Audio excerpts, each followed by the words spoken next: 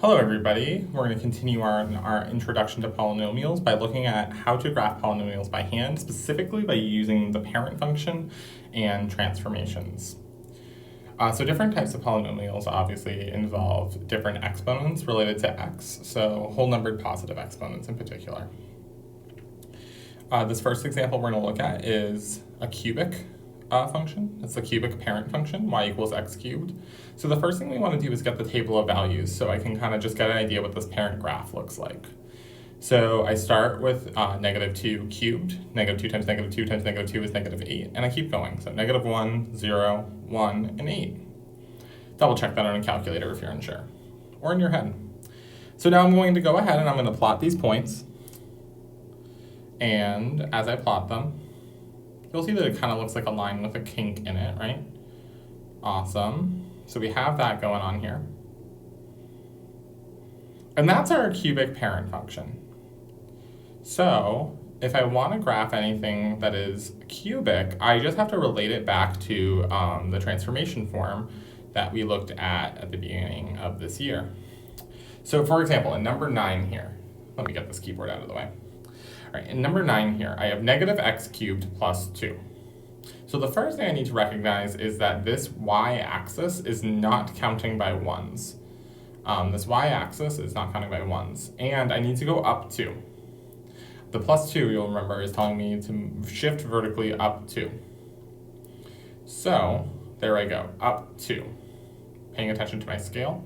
All right, that negative in front of the x cubed, you'll remember, means to flip all the y values. I can go ahead and make a parent, kind of make a table of values here for how I'm going to count for my new starting point, which was up 2.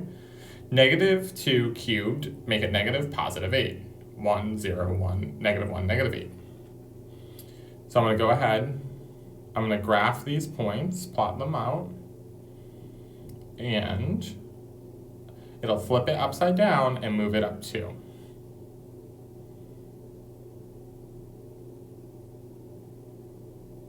There we go, counting up 8, paying attention to my scale, and there we go. So that's how we graph a parent function, a cubic function, all right? Same way we graphed a quadratic, just using the cubic parent function instead of the quadratic one. Let's practice that with x to the 4th power, so a quartic function.